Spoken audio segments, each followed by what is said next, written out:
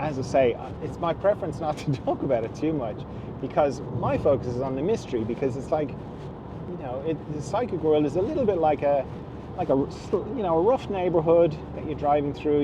It's not great. So you maybe you lock the doors, maybe you roll up the windows, and you just go through. You don't stop for petrol there. You just stop unless you have to, but you just keep going. And it's a bit like that. It's like you go through it on the way to the mystery, but you don't stop and you don't go sideways.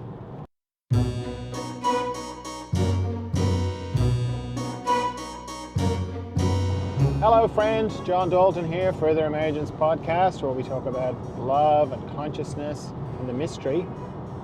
And in this episode, I'm just going to talk about one thing. I am on a longish drive, so let's go on a road trip.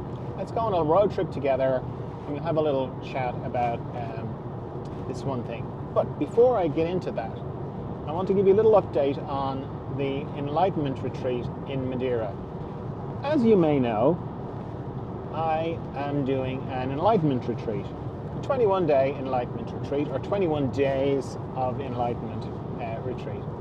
Now, initially, this all came to me at the beginning of the year.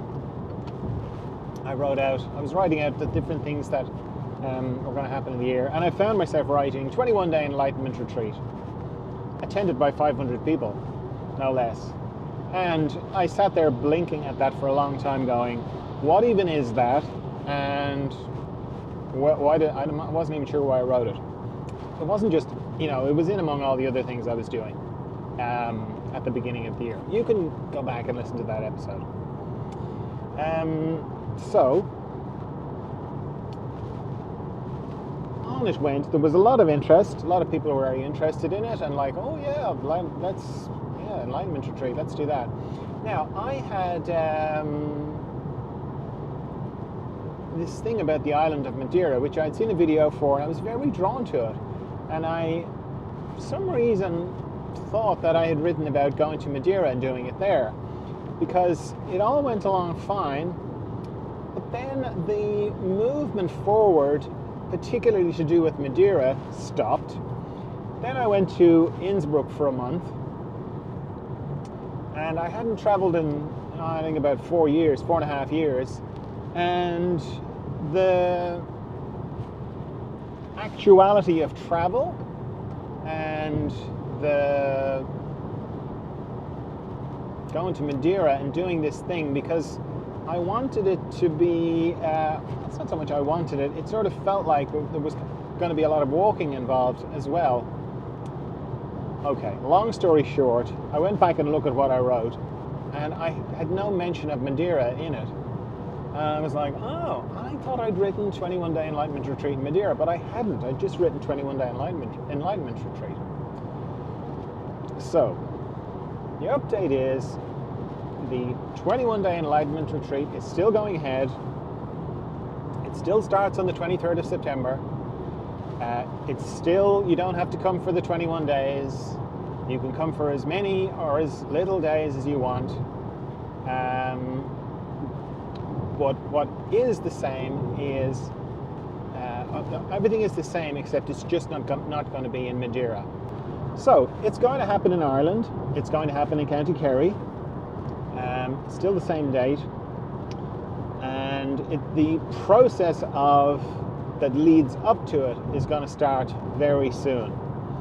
And what I mean by the process is, in order to get the most out of the retreat part, I want to help people get as clear on what's happening, what enlightenment means to them, and what the gap is between where they are now and where they want to be. And there'll be lots of writing and getting clear processes before you ever set foot on Ireland, if you're not already here. So I haven't. So you'll see it on the website. It's 21 days. There is walking involved, but none of it is. You don't have to be interested in walking. You don't have to come and walk with me if you don't want to. there'll be more information as we get into it, but this is the latest kind of update. It's not going to be in Madeira, it's going to be in Ireland, in Kerry, the county I live in.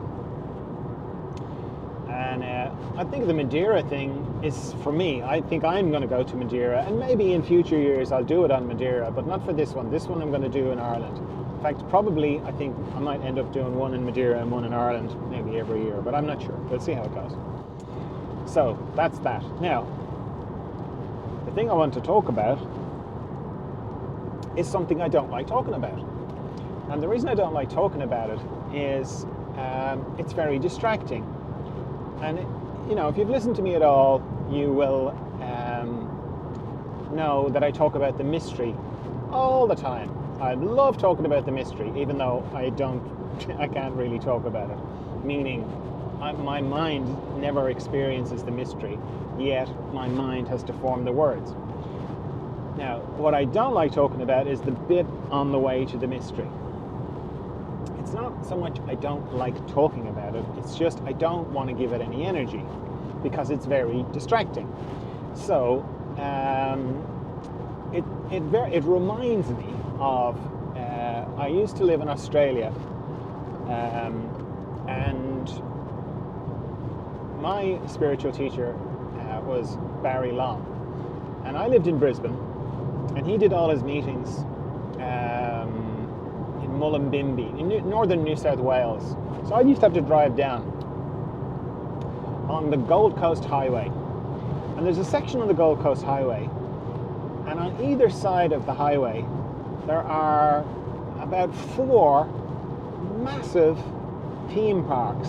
Warner Brothers World, Wet n Wild, and 2 others I can't remember the names of now. And they're huge, like you'd be driving along and they're like, you just see rides and what do you call those things, roller coasters and spinning around things, or movie things, and big water slides. It's just really like just for this stretch of highway. So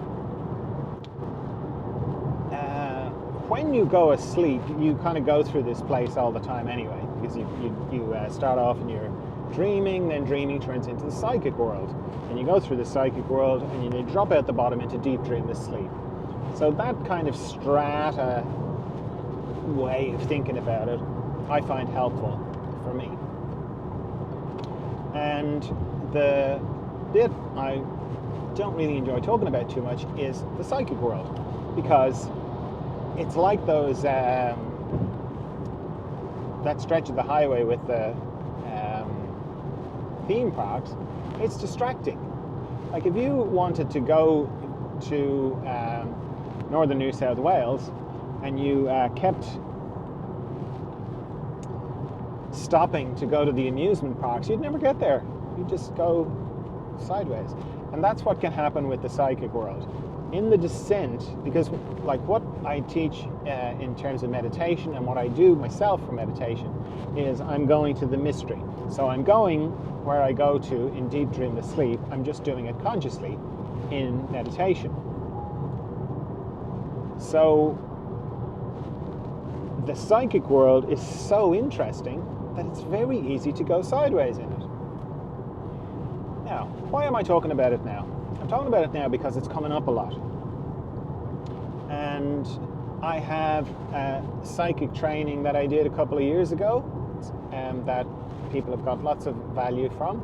And I want to do it again.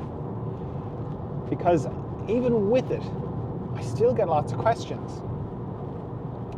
Because there's a couple of basic things about the psychic world that if you know them, then I thought it was like if you know these things, then it's easy to navigate. Turns out not so much. Because I found that the fascination of the psychic world it's so fascinating that people would keep coming back to me with, well, what about this? And what about this other thing? And what about this other thing? And keep going, yeah, no. So what I mean is, everything in the psychic world is facing the wrong way, meaning it's looking into existence. It is trying to, in some way, have something to do with existence vicariously through people who are actually in existence, you and me. It's not focused on the mystery. In fact, it doesn't want to be in the mystery. And I'm talking about the friendly energies and the unfriendly energies. Because the thing that I think people don't get about the psychic world is that it's all real. And what happens is they get caught up in a rebellion frame of mind because their parents told them that, you know, fairies and elves were not true, and to grow up and to get real. The world is a very mechanistic sort of place, and science is in reaction to superstition and the terrible things that were done to people because of superstition. So science is in reaction to that, but unfortunately through not everything that was to do with superstition was wrong, but it all got, like, if you can't prove it empirically, if you can't prove it scientifically, well, it doesn't exist, rather than going, that's interesting, let's find out how to prove it. It's like, no, if we can't prove it with our current crude ways of measuring things, then it doesn't exist. Not like, let's improve our ways of measuring. Anyway, so you grow up being told that all the fairies you see in the garden, for example, or the thing under your bed, or the reason why you can't sleep with the light off, it's like, that's not real. You're away with the fairies. Get real in the real world. People love saying that. Well, in the real world, this kind of thing. So it develops a kind of reactionary thing with people, where it becomes part of their identity, that they've been fighting for what their experience of reality is for so long that they're fighting. They're just like, no, it's real, it's real, it's real. They don't really know it's real. They sort of have this feeling of maybe it's not real. And if everybody who's interested in the psychic world knew that it was all real, they'd leave it alone.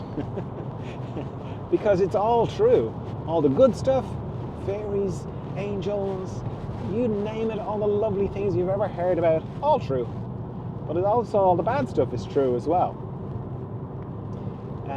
And the other thing that people think is that they think they can control it. It's a big mistake. They think they can filter. They can go, oh no, I will only invite in the good stuff. Like, it just doesn't work like that. I've never seen it work like that. It always comes in. The unfriendly stuff comes in on the same carrier wave. So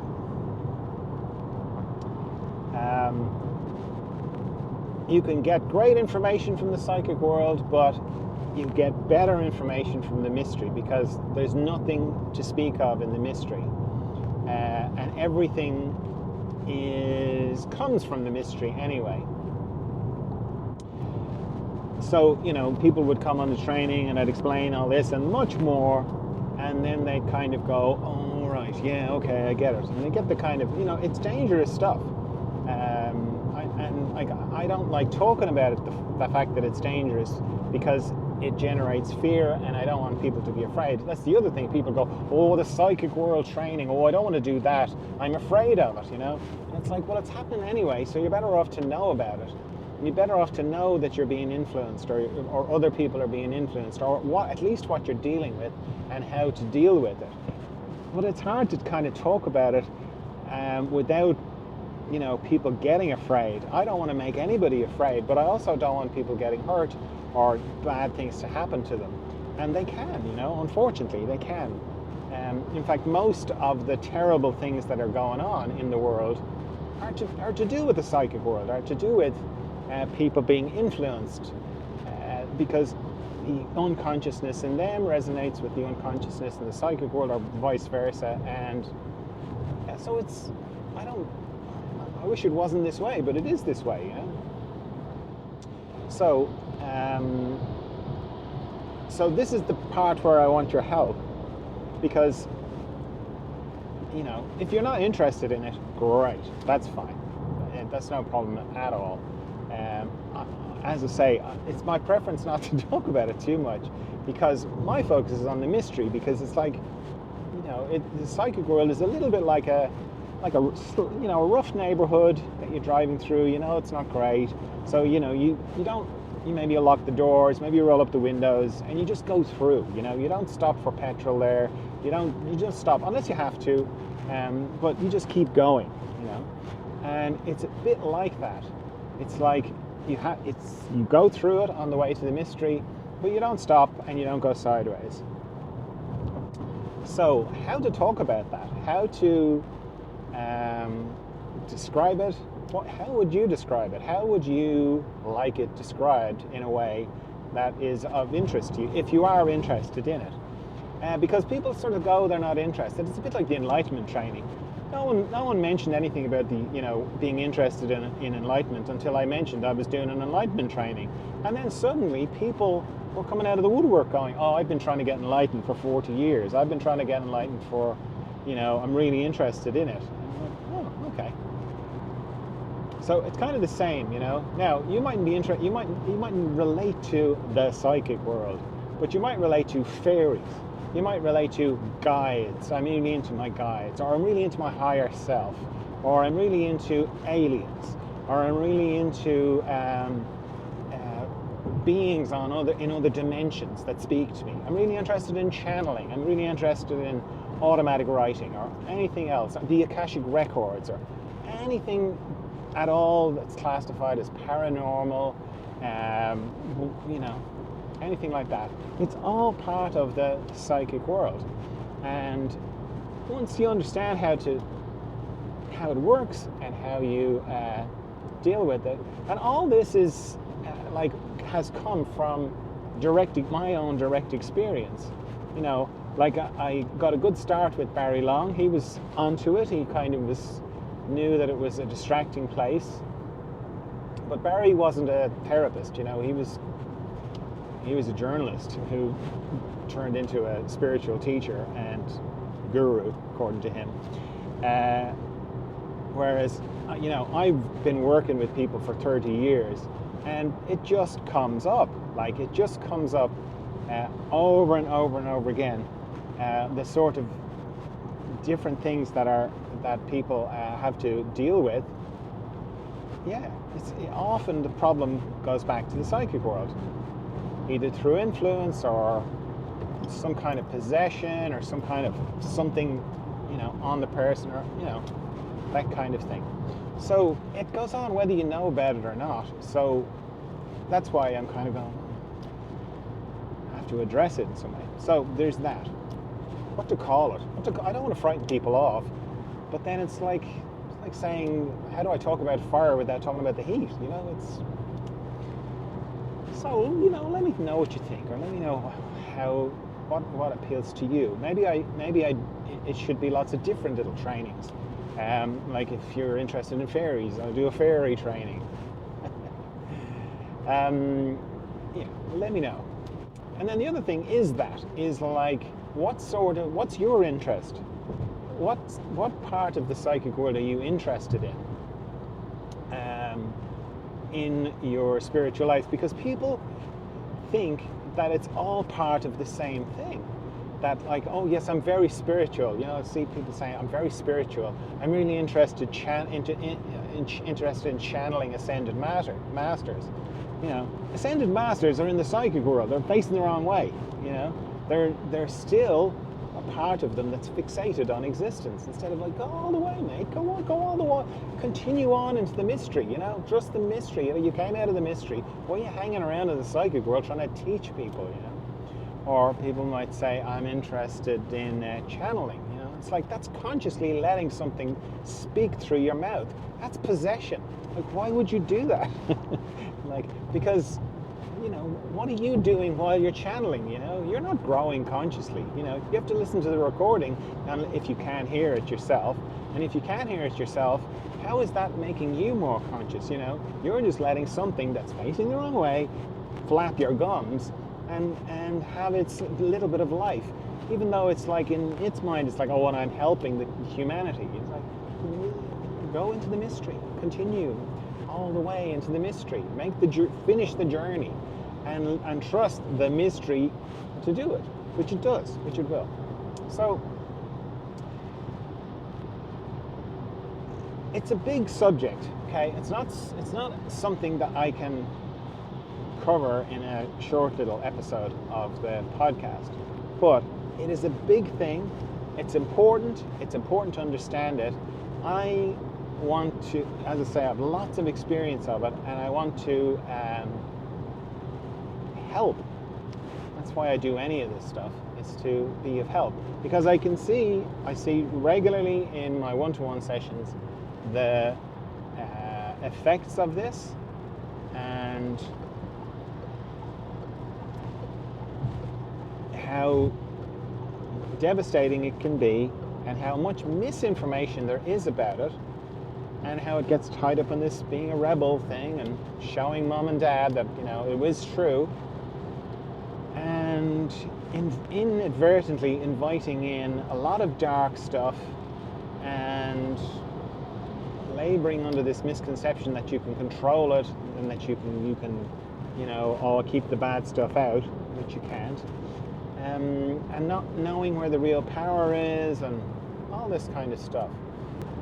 So let me know what is of interest to you, what questions you have about it, and I'll give you an example, right?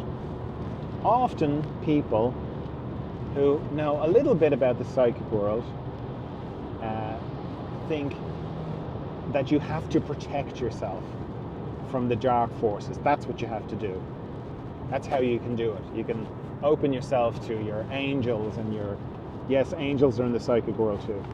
Angels, you can open to yourself to your guides, but you have to protect yourself, which doesn't work. Protecting yourself from the psychic world pulls you deeper into the psychic world, because the psychic world is like here. It's dual. It's full of duality, the good stuff and the bad, the friendly energies and the unfriendly energies.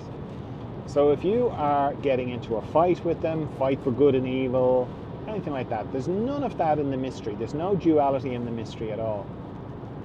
So getting out your smudge sticks, having your favorite rose quartz crystal, having whatever hex, whatever thing you do, none of it works.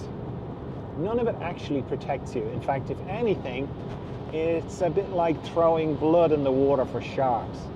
Okay? Because it's like you're basically marking yourself as someone who's conscious enough to know that the psychic phenomenon are real, but not conscious enough to know that it's not where the real power source is, which is the mystery underneath, beyond the psychic world. So you end up attracting more trouble to yourself than anything else, but it's very subtle and it looks like other things and it's hard to identify. So yeah, the whole idea of protection. Your biggest protection, if you want to think of it in those terms, even though it's not actually accurate, is the mystery. Just get very good at going into the mystery, because it won't go into the mystery with you. And the more you go into the mystery, you become like the house on the street with the burglar alarm. You're just not that appealing. They just don't want to, the hassle of it. So they'll just kind of leave you alone. As I say, like I deal with the mystery, or I deal with the psychic world all the time, not because I'm interested in it, but it just comes up. And I never have to protect myself. I never do anything like that. I just go into the mystery all the time. There's things that I do, of course, and I go into that in the training. There's ways of navigating it, but it's a navigation thing. It's not a protection thing. So that's just a small example of the sort of misinformation, but there's so much of that. So what sort of things are you interested in? What sort of things should I call it a psychic world training? Is that too freaky? Is that too off-putting? What else should I call it? Like, to me, it's really clear. Well, that's what it is, so why wouldn't I call it that? But I know from, like, what did I call it first? I called it psychic world training. Then I was getting feedback of like, oh no, I didn't want to do that. It's too scary. And I'm like, okay. So then I called it dealing with the psychic world, and it's like, oh no, same again, no, too scary. So what do I call it? What's the most helpful way I can present it? Because the thing is, I know when I get talking to people, or it comes up in one-to-one work, and I help people with it, or it comes up in one way, and then I talk them, I share what I know about it, and it all kind of makes sense to them, and then it doesn't, they're, whatever way it was manifesting, whether it's physical pain, emotional pain, or disturbance, or terror, or whatever way it was, that's gone. So I know when I get going, and when I can sort of plug into whatever the person is, whatever way, aspect of it they're having trouble with, it's of great help. So it's what I'm asking your help for is in terms of feedback of what you're interested in or what you're having trouble with, whether it's past life stuff or ghosts or everything you've heard of. I've dealt with most of it, so if I have no answers, that's fine, of course, but I want to tailor it in such a way that it's of help. But even if you're not interested in any of that stuff, I strongly encourage you to let it go. And it's not easy to let go because it's really interesting, and people build their personalities around it. And in comparison, the mystery is boring, so boring in comparison to all the wonderful things that apparent things in the psychic world. But it is like those theme parks, you can spend a lot of time in those theme parks but not get where you want to go, and that's kind of the way it is with the psychic world. So please get in touch, john@furtheremergence.com, or you can DM me on Instagram, or you can send me a message on TikTok, or you can send me a message through the Further Emergence Facebook page, or just email me or the contact form. Let me know. As I say, I'm trying to find the best container for this for the next, because I'm going to be doing it again in probably the next couple of months. I'll do it again. I'll do the training again and do it in a different way. That will be more efficient. Everybody who did the training thought it was fantastic, but it's like, I know there were so many more people who were put off unnecessarily. So that's really what I kind of want your help with. All right, that's all I have for you this time. I trust you're well. I trust you're of good cheer. And I'll talk to you again soon. And thanks for coming on my little road trip with me. Okay, bye.